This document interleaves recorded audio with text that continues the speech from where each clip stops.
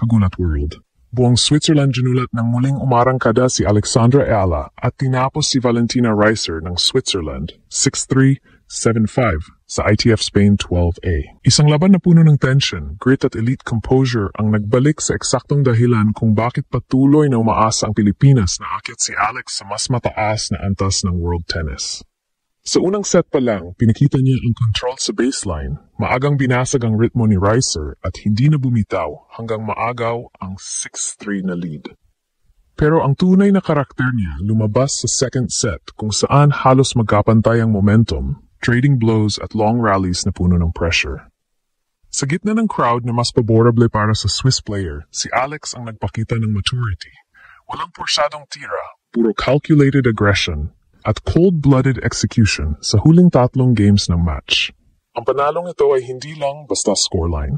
Ito ay simbolo ng pagbabalik ng fire ni Ayala. Matapos ang mga buwang puno ng inconsistencies at tough losses. Sa Yekla, pinalik niya ang trademark fighting spirit na dati nang nagdala sa kanya sa major junior titles. Ngayong senior level na ang hinaharap, kailangan niya ng ganitong mga panalo, solid, composed, at may big point confidence. At higit sa lahat, ipinakita niya na kaya niyang tapusin ang laban-laban sa mas mataas ang ranking o mas may crowd support. Para sa Pilipinas, ang tagumpay na ito ay dagdag gasolina sa lumalaking paniniwala na ang unang Filipino WTA breakthrough ay posibleng manggaling sa kanya. Sa bawat title, bawat upset win at bawat moment na pinipili niyang lumaban imbis na sumuko, lalong lumalawak ang narrative ng isang atleta na hindi lang tumutupad ng pangarap, kundi nagdadala ng buong bansa. Sa muling pagkabuhay ng momentum ni Alex, lumilinaw ang roadmap. Mula ITF titles, papunta sa WTA qualifiers, papunta sa mas malalaking target. At kung may isang bagay na pinatunayan ng panalong ito, iyon ay simple lang. Hindi pa tapos ang pag-akyat ni Alexandra Ayala. Sa katunayan, doon pa lang siya nagsisimula. Nagbago ang ihip ng hangin para kay Alexandra Ayala nung harapin niya si Valentina Reiser sa ITF Spain 12A. At kung gaano kaganda ang naging takbo ng laban, ay ganoon din katindi ang naging gulat ng buong Switzerland matapos maagaw ng Pinay ang panalo sa straight sets. Pero kung titignan ng mas malalim, hindi lamang simpleng panalo ang nangyari. Ito ay isang statement game na nagpatunay na handa si Alex sa panibagong yugto ng kanyang career. Sa unang bahagi pa lang ng match, malinaw na nagkumpiyansa si Reiser na kaya niyang kontrolin ang baseline rallies gamit ang kanyang deep placement at maagang paghahanap ng anggulo. Pero ang hindi niya inasahan ay kung gaano ka-stable at mature ang bagong bersyon ni Alex. Hindi nagmamadali, hindi nagpa-pressure, at laging naghihintay ng tamang window para umatake. Mahalaga ring tingnan kung paano gumamit ng variation si Alex sa buong laban. Kung dati ay umaasa siya sa pure power at aggression, ngayon ay mas kita ang strategic patience. Madalas niyang pinapasok si Reiser sa long rallies, tapos biglang magbabago ng tempo gamit ang cross-court redirects at heavy topspin na unti-unting nag-breakdown sa depensa ng Swiss player. Ang 6-3 first set win ay produkto ng mental stability. Hindi siya nadala nang maagang makalamang si Reiser. Imbes na mag-panic, nag-adjust siya. Nagtaas siya ng first serve percentage at sinimulang galawin ang Swiss sa likod ng baseline hanggang mapagod. Sa second set naman, doon nakita ang tunay na maturity ni Alex bilang closing player. Si Reiser ay hindi basta-basta bumibitaw kaya umabot sa 7-5, pero sa bawat pagkakataong critical.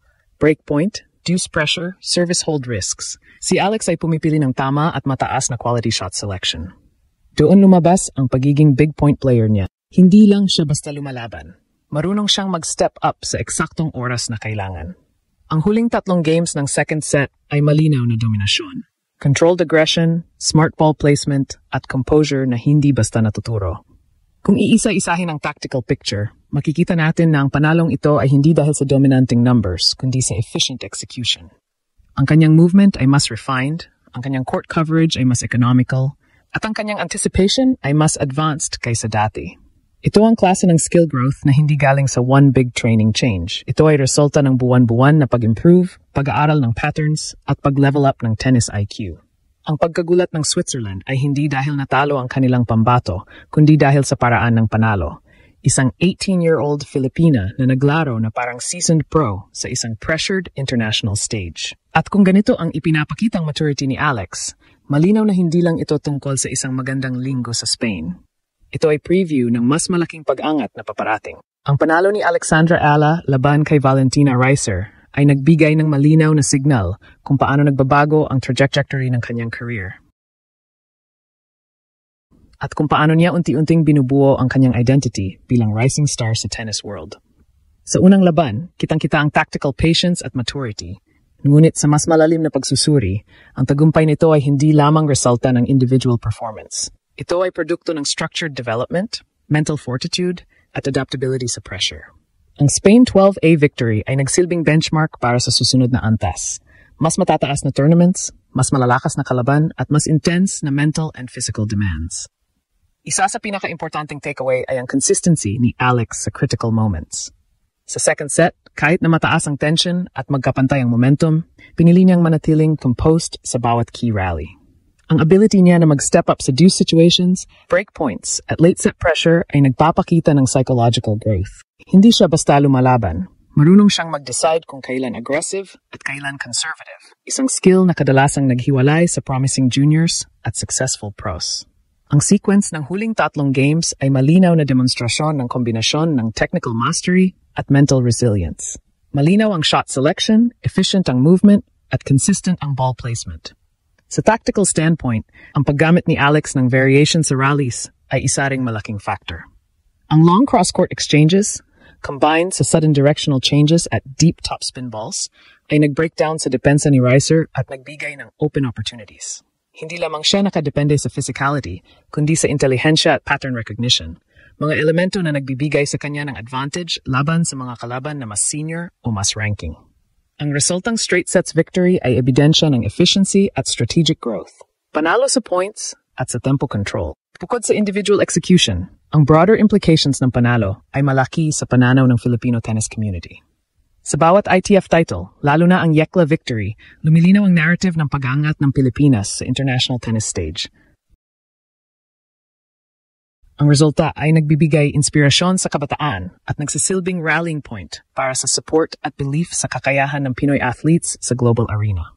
Ang victory ni Alexandra ay simbolo ng potensyal na mas malaki, WTA breakthroughs, top 100 aspirations at long-term Grand Slam campaigns.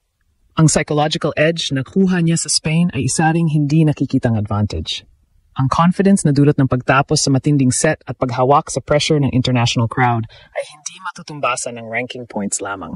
Ipinapakita nito kaya niyang makipagsabayan sa mas competitive na antas, isang mahalagang factor para sa pagbuo ng sustainable pro career. Sa kabuuan, ang panalo ni Alexandra Eala ay higit pa sa ITF title. Ito ay panimula ng mas mataas na trajectory at malinaw na patunay na ang kanyang development ay consistent, tactical, at mentally prepared. Ang Switzerland ay ginulat, ngunit mas mahalaga, ang Pilipinas ay muling na-inspire.